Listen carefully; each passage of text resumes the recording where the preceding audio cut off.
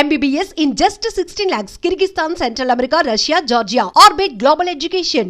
అందులో క్యారెక్టర్ ఎలాంటిదైనా సరే అలా చేసుకుంటూ వచ్చాను. మళ్ళీ అతల సినిమా విషయానికి వస్తే సార్, అంటే మీకు ఒక బ్యూటీ చెప్తాను. బ్యూటీ అనే వర్డ్ ఎందుకు వాడానంటే, అతడు సినిమాకి ఈ రోజుకి ఏజ్ అయిపోవాలి, అతడు నిర్మాతకి ఈ రోజుకి ఏజ్ అయిపోవాలి, అతడు హీరోకి ఈ రోజుకి ఏజ్ అయిపోవాలి, అతడు హీరోయిన్కి కూడా ఈ రోజుకి ఏజ్ అయిపోవాలి. అవును, ఇప్పటికి కూడా హీరోయిన్గా చేస్తాను. ఇప్పటికి హీరోయిన్గా చేస్తున్నా, చాలా అందంగా కనిపిస్తున్నారు స్క్రీన్లో. ఏం సార్ ఈ సీక్రెట్ ఏంటి సార్? అతడు సినిమాకి పనిచేసిన వాళ్ళందరూ అలాగే ఉండిపోతున్నారు. అలాగే ఈవెన్ కెమెరామెన్ అలాగే ఉన్నాడు, మరి డైరెక్టర్ గారు కూడా టాప్లో ఉన్నాడు. అవును, ఏ విధంగా చూసినా ఆ టీం అంతా కూడా టాప్లోనే. అవును, ఇప్పటికీ కూడా 20 ఏళ్ళ తర్వాత కూడా. సో ఇది మరి దీన్ని ఇప్పుడు యంగర్ జనరేషన్ అందరికి కూడా థియేటర్కి వెళ్ళి కూర్చొని సినిమా చూడాలి సార్. ఇప్పుడు ఏమిటంటే వీడియో చూస్తున్నాం అనుకోండి, టీవీలో చూస్తున్నాం అనుకోండి, ఫోన్లు వస్తాయి, ఫోన్ మాట్లాడుతూ ఉంటాం, లేదా మధ్య మధ్యలో బయటకు వెళ్ళి వస్తూ ఉంటాం. అప్పుడు థియేటర్లో కూర్చొని సినిమా చూసేటప్పుడు ఏమిటంటే అది మొత్తం డార్క్ అయిపోతుంది కదా, ఒక స్క్రీన్ తప్ప ఇంకేముండదు, పక్కన ఉన్నాడు కూడా మనకు కనపడదు. ఇంక ఎంతసేపు మన కాన్సన్ట్రేషన్ అంతా స్క్రీన్ మీదే ఉంటుంది సార్.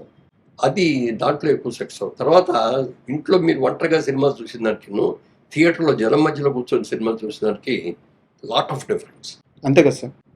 ఎందుకంటే ప్రజలు ఎక్కడ రియాక్ట్ అవుతున్నారు, ఎక్కడ చప్పటి కొడుతున్నారు, ఎక్కడ బాగుంది అంటున్నారు, ఇవన్నీ కూడా థియేటర్లో తెలుస్తాయి. అందుకని థియేటర్లో చూసేటట్టుగా ఇప్పుడు సౌండ్ సిస్టమ్స్ కానీ ఇది కానీ ఎవ్రీథింగ్ అప్గ్రేడ్ చేశాం. కాబట్టి పైగా హైదరాబాద్లో ఉండేవాళ్ళ కోసం అని హైటెక్స్లో కూడా అవును రిలీజ్ చేయడానికి వేరేగా చేయాలి. అవును, ఇప్పుడు దీనికోసం చేసిందంతా చాలు, సరే అది కూడా చేయండి ఎంతైనా పర్వాలేదు, ఆ ఒక్క ప్రింటే రిలీజ్ అయ్యింది, అది అక్కడ రిలీజ్ చేద్దాం. ఎందుకు సార్ ఇంత స్వార్థం? మీ ఫ్రెండ్ కొడుకనే అట్లా ఫ్రెండ్ కొడుకు అనేది ఉంటుంది డెఫినెట్ గా.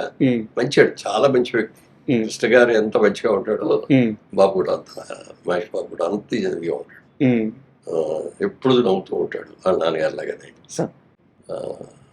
ప్లస్ మా బ్యానర్ కూడా మంచి పేరు కదా. అంతే కదా సార్. దాంట్లోకి అతను సినిమా ఇన్ని సినిమాలు తీసిన 25 సినిమాల్లో మిగిలినట్టు గురించి చెప్పేదానికంటే అతను ముందు చెప్పిన తర్వాత మిగిలిన చెప్తారు. సో అందుకని వాళ్ళ అప్గ్రేడ్ చేసి జనానికి మళ్ళీ ఒకసారి బాగా చూపించాలి ఉద్దేశంతో చేసి. సార్, నిన్న ప్రెస్ మీట్లో మీరు మాట్లాడుతూ ఆ నాజర్ గారి క్యారెక్టర్కి సోమబాబు గారిని అడిగాను. సో నన్ను హీరోగానే జనాలు గుర్తుపెట్టుకోవాలి, ఆ వేషం వేయలేని సున్నితంగా తిరస్కరించాలని మీరు చెప్పారు సార్. బట్ నా డౌట్ ఏంటంటే, సినిమా రిలీజ్ అయిన తర్వాత సోమబాబు గారిని కలిసారా? ఇలాంటి ఒక వేషం సార్ మాట్లాడారా సార్? మాట్లాడతారు, సినిమా చూశారన్నాడు, చాలా బాగుంది సినిమా అని చెప్పి అప్రిషియేట్ చేశాడు. ఓకే, కానీ మీరు చేస్తే ఇంకా దట్ రీజన్ చాలా బాగుండేదండి అన్న. అంటే నీకు తెలుసు కదా, నాకు ఒకసారి నేను డెసిషన్ తీసుకుంటే దాన్ని దాటుతాం సార్. సోమన్ బాబు అనగానే హీరోగా కనపడాలి, హీరోయిన్లతో ఉండి పాటలు పాడుతూ మంచి సీలింగ్ చేస్తూ అట్లాగే ఉండాలి తప్ప, సోమన్ బాబు అనగానే ఓల్డ్ క్యారెక్టర్ చేసి, లేదా తాత క్యారెక్టర్ చేసి, లేకపోతే గుంటెడుగా గుడ్డెడిగా చేసి, బెడ్ మీద మంచం మీద ఉండే పేషెంట్ లాగా చేసి అట్లాంటివి నేను చేయను. ఎవరికైనా నేను బతుకున్నా లేకపోయినా శోభన్ బాబు అనగానే ఒక అందంగా కంటే ఒక అబ్బాయి కనపడాలి. శోభన్ బాబు అంటే ఒక అందగాడు అంతే. నేను అలా ఉండాలని అనుకున్నా, అలాగే రిటైర్ అయిపోయాను. చాలా ఆఫర్లు వచ్చిన తర్వాత కూడా నేను ఏది కూడా యాక్సెప్ట్ చేయలేదు. ఇది ఇప్పుడు మా దాంట్లో ముగ్గురు మిత్రులైన సినిమాలో డేట్లు అడిగి సబ్జెక్ట్ చెప్పగానే వెంటనే ఉంటున్నాడు ఆయన. నేను చంద్రమోహన్ ముగ్గురు హీరోలు అనమాట. అవును, పెద్ద హిట్ అయింది, చాలా పెద్ద హిట్ అయింది. అట్లా ఏమాత్రం అవకాశం ఉండేవాడు చేసేవాడిని అన్నాడు. తర్వాత ఇవాళ నేను రియల్ ఎస్టేట్ వ్యాపారం చేస్తామంటే దీనికి గీతోపదేశం చేసింది కూడా శోభన్ బాబు గారే నాకు.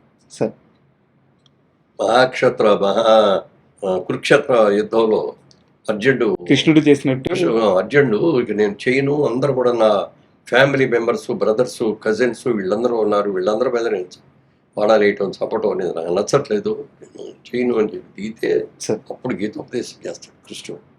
చేసి ఇది అనుకోకూడదు, అసలు ఇట్లాంటి మనసులో పెట్టుకోకూడదు అని చెప్పాడు. అక్కడి నుంచి మళ్ళీ యుద్ధం చేస్తాడు. అలాగే నన్ను అడిగాడు ఒక రోజున, మురళీమోహన్ గారు మీరు ఈ ఎర్నింగ్స్ అన్ని ఏం చేస్తారు, మీరు ఎక్కడ ఇన్వెస్ట్ చేస్తారా అని. సార్ బేసికల్గా నేను బిజినెస్ మ్యాన్ అండి, విజయవాడలో ఉంటాడు, బిజినెస్ చేసేవాడిని. ఆ బిజినెస్లో వచ్చి సినిమాల్లోకి వచ్చాను, అనుకోకుండా అవకాశం వచ్చేది వచ్చాను. ఇప్పుడు మళ్ళీ ఆ బిజినెస్ అనే దాన్ని మర్చిపోకూడదు అనే ఉద్దేశంతో బ్యానర్ జైపేరి బ్యానర్ పెట్టి సినిమాలు తీసుకుంటూ వస్తున్నానండి. తర్వాత 2 డిస్ట్రిబ్యూటింగ్ కంపెనీల్లో లక్ష్మీ చిత్రాన్ని ఒకటి 2 సినిమాల్లో నేను పార్ట్నర్గా కూడా చేరానండి అని. సినిమాలు మీరు తీస్తున్నారు, చాలా బాగా తీస్తున్నారు, బ్రహ్మాండం అది దాంట్లో రైట్.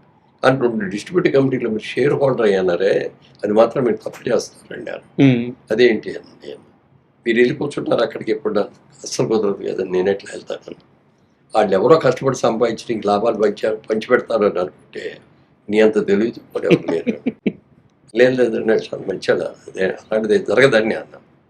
కానీ నా అదృష్టం నాకు తెలియదు. ఆయన అన్నట్టే జరిగింది. ఒక దాంట్లోనేమో మొత్తం పెట్టుబడి అంతా పోయింది. సార్ రెండో దాంట్లో వాడు చేసిన అప్పులన్నీ కూడా నా మీద పోయింది. ఆ అప్పులన్నీ నేను తీర్చాల్సి వచ్చింది. అప్పుడు ఆ అప్పులు ఇచ్చిన వాళ్ళందరూ కూడా ఫైనాన్సర్స్ అందరూ కూడా పిలిచి, నాకు సంబంధం లేదు, అయినా సరే కంపెనీలో నేను పార్ట్నర్గా ఉన్నాను కాబట్టి చేయాల్సి వస్తుంది. అందుకని మీకు వడ్డీలు ఇవ్వను, మీకు ఒరిజినల్గా ఎంత ఇచ్చారో అంతలో 50% ఇవ్వగలను, నేను అంతకు మించి ఇవ్వలేను. అది మీరు యాక్సెప్ట్ చేస్తూ వచ్చి తీసుకోండి, ఓ 2 నెలల రోజులు అటు ఇప్పుడు ఇచ్చేస్తాను అందరికి. అలా కాదు అని అనుకుంటే మీ ఇష్టం, కోర్టుకు వెళ్తారు, ఏం చేస్తారు మీ ఇష్టం. నా దగ్గర కెపాసిటీ లేదు ఇచ్చింది. అసలు మీకు సంబంధం కూడా లేదు, ఇవ్వాల్సిన అవసరం కూడా లేదు. వాళ్ళు ఎవరో ఇచ్చిన వాళ్ళు ఎవరో నాకు తెలియదు, వాళ్ళ మొహం ఏం చూడలేదు. నేను సినిమా యాక్టర్గా నేను వాళ్ళకి తెలిసి ఉండొచ్చు, కానీ వాళ్ళు ఎవరో నాకు తెలియదు కదా. ఇప్పుడు మా సొంత సినిమాలకు కూడా మా ఫైనాన్సర్స్ దగ్గరికి నేను వెళ్ళను, నేను మాట్లాడతాను. బ్రదర్ కిషోర్ గారే ఉన్నారు, ఆయనే మాట్లాడతారు. ఫైనాన్షియల్ డీలింగ్స్ అన్నీ కూడా ఆయనే చేస్తాడు. సరే ఏదేమైనా ఒక మంచి సినిమా, మళ్ళీ ఒక కొత్త సినిమా లాగే. అంటే 20 ఏళ్ళ తర్వాత ఈ సినిమా సక్సెస్ అయితే మనం ఇంకా బతికే ఉన్నాం, మనం ఇంకా సినిమా ఇండస్ట్రీలోనే ఉన్నాం, మన పేరు రావాలని ఆ ఇన్స్పిరేషన్తో మళ్ళీ ఇంకో సినిమా తీయగలగాలి, మొదలు పెడదామని కూడా ఉంది. అయితే ఇందాక మొన్న నా ప్రెస్ మీట్లో మీరు కూడా ఉన్నారు కాబట్టి అందులో ఎవరో అడిగారు దీనికి పార్ట్ 2 ఎవరో తీస్తారా అని. అదే సార్ నెక్స్ట్ అది ఒరిజినల్గా ఆ థాట్ డైరెక్టర్ గారికి కూడా ఉందనుకుంటా. అందుకే దాన్ని ఎండింగ్ కూడా మమ్మల్ని సూపర్ షాట్ అని చెప్పి అందరూ అన్ని క్యారెక్టర్లు కలుసుకోవటం, ఇవన్నీ చెప్పడం, లేకపోతే ఒక పార్ట్ పెట్టడం, ఇవన్నీ చేస్తారు కదా. అందులో అది ఏమి ఉండదు. అక్కడ క్లైమాక్స్ అయిపోయిన తర్వాత నది ఒడ్డుకు వచ్చేసి అస్థికులు కలిపేసి మళ్ళీ తిరుగు ప్రయాణం ఆ ఊరు బాసర్లపూడి అక్కడికి వెళ్ళిపోతున్నారు అన్నట్టు ఒక క్యాప్షన్ ఇచ్చారు. సార్ ఇక్కడ నాకు ఒక చిన్న డౌట్ సార్, అంటే ఇప్పుడు మహేష్ బాబు గారు పాన్ ఇండియా సినిమాలు తీస్తున్నారు, త్రివిక్రమ్ గారు అదే స్థాయిలో ఉన్నారు. ఇప్పుడు అతడు సినిమా మళ్ళీ తీయాల్సి వస్తే దానికి సీక్వెల్ తీయాల్సి వస్తే మహేష్ బాబు గారు అబ్బాయి రెడీగా ఉన్నారు, గౌతమ్ గారు.